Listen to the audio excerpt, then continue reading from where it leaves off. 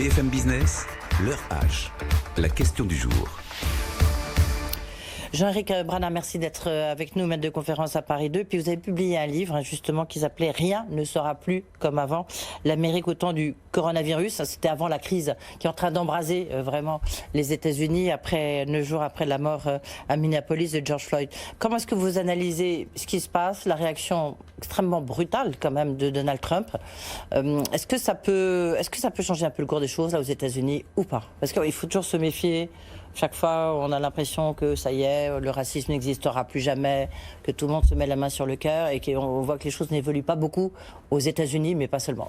Mais vous avez bien raison de dire qu'il faut se méfier, puisque souvenons-nous, dans les années 60, c'était déjà la grande lutte, la lutte pour les droits civiques et puis pour l'égalité, la lutte contre la pauvreté, la lutte pour le logement. Et effectivement, si en 64, la loi sur l'égalité civique a été votée, le Voting Rights Act, le reste n'a pas bougé.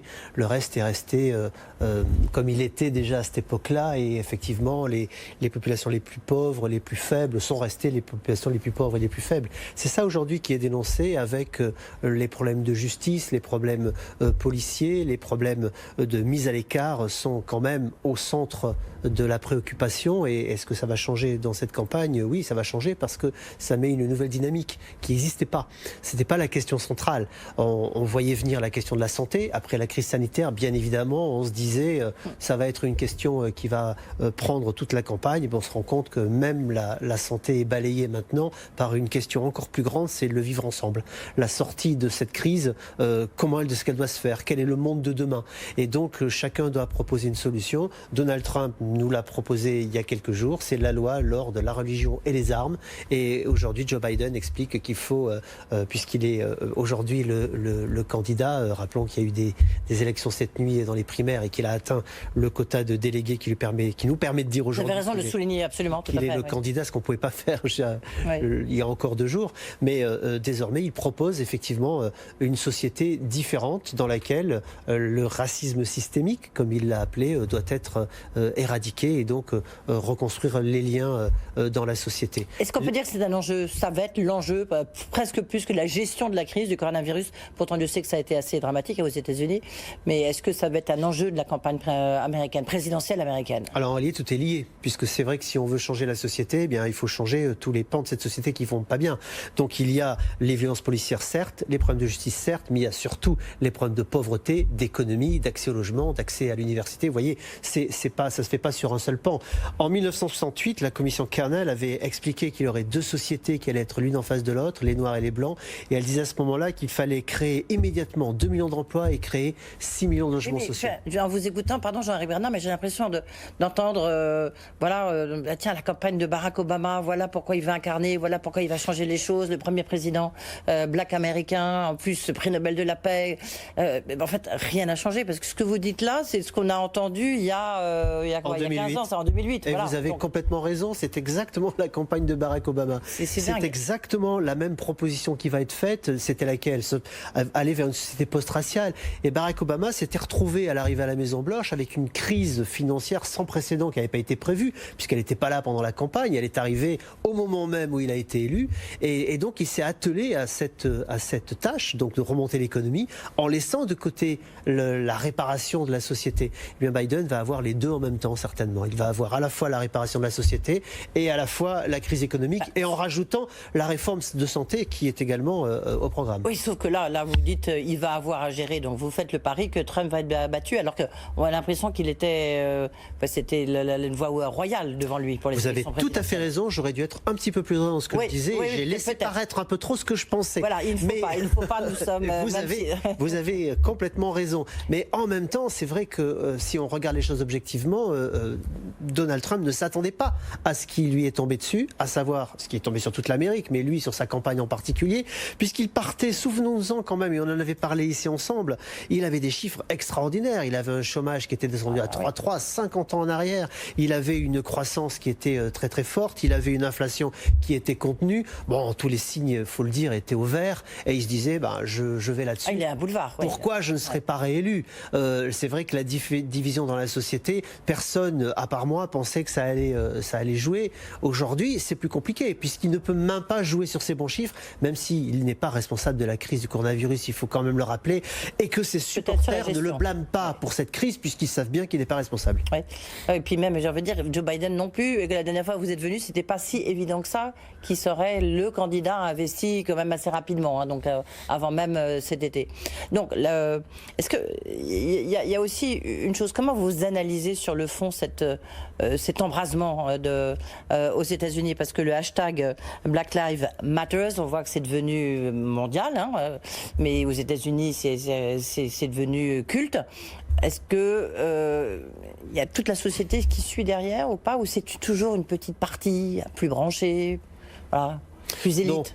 Non, on n'est pas dans la société branchée là, effectivement. Ce qui s'est passé, c'est qu'on a tous été en confinement et donc on s'est regardé un petit peu différemment. Et dans cette société en confinement, on a vu que les inégalités perduraient, puisqu'il y en a qui ont jailli, notamment les Afro-Américains. On a beaucoup parlé du tribut qu'ils ont payé à ce coronavirus. Et pourquoi? Parce que c'était les plus pauvres, les en moins bonne santé, parce que moins couverts. Et évidemment, tout cela est sorti très très fortement. Et c'est vrai que juste derrière, juste au moment où on va sortir cette affaire de violence policière, a été la goutte d'eau qui a fait tout déborder, où on s'est dit mais enfin c'est quand même injuste que ça tombe toujours sur la même société. C'est pour ça que les gens sont dans la rue. Mais tout le monde est dans la rue. Regardez les images, ce sont des Noirs, ce sont des Blancs, ce sont des Asiatiques. En réalité, c'est tous ceux qui ont envie de changer la société. C'est même les plus jeunes. Les plus jeunes, génération Y, génération Z, donc les moins de 35 ans pour faire simple, qui ont envie d'une autre société qui ne soit pas démocrate ou républicaine, qui sera plus bienveillante. Ils sont même un peu conservateurs, ils veulent pas faire la révolution, hein, mais ils veulent qu'il y ait plus de partage et qu'il y ait plus d'équité dans la société. C'est ça, c'est tous les paradoxes. Alors on va pas commencer à les lister, mais il n'en demeure pas moins que vous avez un Donald Trump qui a 80 ans et un Joe Biden qui a 80 ans. J'arrondis. 74 et 78. Non mais voilà, j'arrondis un peu exprès, je suis un peu provoque. Mais voilà, c'est du cheveu blanc, hein, donc c'est là où c'est un peu contradictoire. C'est totalement contradictoire. Et c'est pour ça que Joe Biden, puisque on parlait de lui tout à l'heure, a tellement de mal à arriver à engranger tout l'électorat qu'il devrait avoir derrière lui, en particulier les plus jeunes, qui vont en traînant des pieds, il faut quand même le dire. Et qu'est-ce qu'ils attendent? Ils attendent qu'il y ait un vrai projet. Vous disiez tout à l'heure que j'étais en train de décrire le projet de Barack Obama. Mais en réalité, quand il a fait sa première déclaration, il y a un racisme systémique aux États-Unis, eh bien il s'est condamné à proposer un plan à la société. Parce que s'il ne le fait pas, ces jeunes vont rester chez eux au moment du vote. Et ils vont avoir besoin d'une bonne raison pour sortir. La raison ne sera pas non plus si bonne que ça en réalité. Elle n'a pas besoin d'être très grande, mais ils ont besoin d'en avoir une. Et donc Joe Biden doit leur proposer un plan aujourd'hui. S'il le fait, ils vont tous aller voter pour lui. Surtout, c'est les Noirs qui ont soutenu Joe Biden. Oui, bien sûr. Voilà, c'est vraiment eux qui ont fait pencher le vote de son côté. Hein. Bien sûr, mais c'est déjà eux qui n'avaient pas voté pour Donald Trump. Il n'a eu que 8% du vote afro-américain en 2016, à un moment où Hillary Clinton n'était pas très aimée dans la société. Avec Joe Biden, c'est encore plus amplifié. Ça, c'est pas à l'avantage de Donald Trump, même s'il a épinglé aujourd'hui sur son Twitter, sur son compte Twitter, le fait qu'il a tellement fait pour les Noirs américains. Sous-entendu, le mot n'est pas marqué, mais aimez-moi, puisque c'est moi qui ai fait le plus pour vous.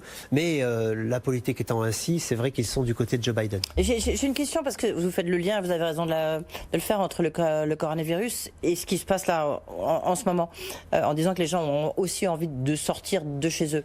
Est-ce que le fait qu'il n'y ait pas de plan, parce que même la réforme de santé de Barack Obama, il n'en reste, c'est déjà mieux, mais il n'en reste plus grand-chose.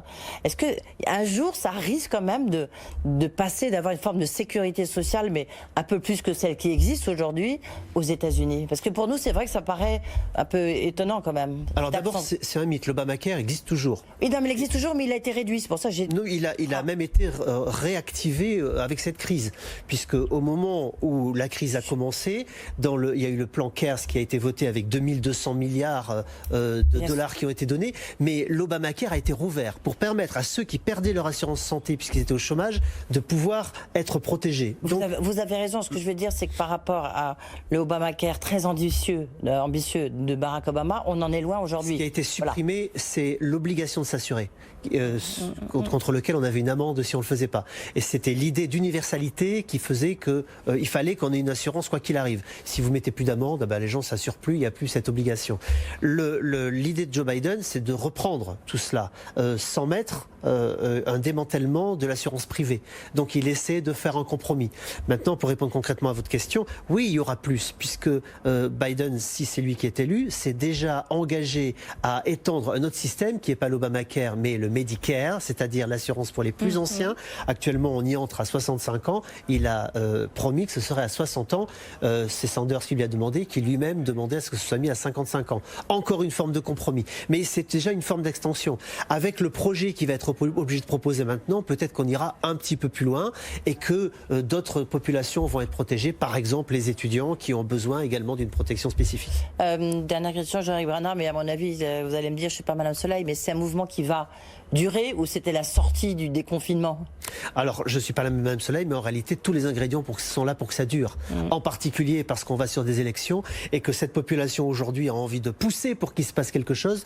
Tant que les deux candidats ne seront pas engagés sur un plan, on risque d'avoir des manifestations sous cette forme ou sous d'autres qui vont se poursuivre. Et surtout, rappelons-nous en 68, puisqu'on avait déjà un système insurrectionnel, puis d'émeutes, et qu'on avait une campagne électorale, eh bien, les manifestants avaient fait le siège des conventions pour essayer de pousser, en particulier sur la convention démocrate, puisque la convention républicaine en Floride, il ne se passait absolument rien. Mais c'est ce qui risque d'arriver aujourd'hui et Donald Trump doit s'attendre à avoir, je pense, des émeutiers à sa porte au moment de sa convention. Oui, donc là, on va voir quand même que ça a un impact très fort sur la campagne présidentielle américaine. Merci beaucoup à Jean-Éric Dupeux et je rappelle que vous publiez Rien ne sera plus comme avant, l'Amérique au temps du coronavirus et c'est aux éditions... VA, voilà, absolument, je suis juste sûr de la prononciation. Merci beaucoup. Dans un instant, on change complètement de registre. C'est aussi très impacté par la crise de coronavirus. C'est le patron de l'accord Arena, Nicolas Dupeux, qui est avec nous. Il a dû fermer l'ancien Palais Omnisports de Bercy. Quand est-ce que ça va réouvrir? Il vient nous raconter tout ça dans un instant. Merci Jean-Éric Brunard.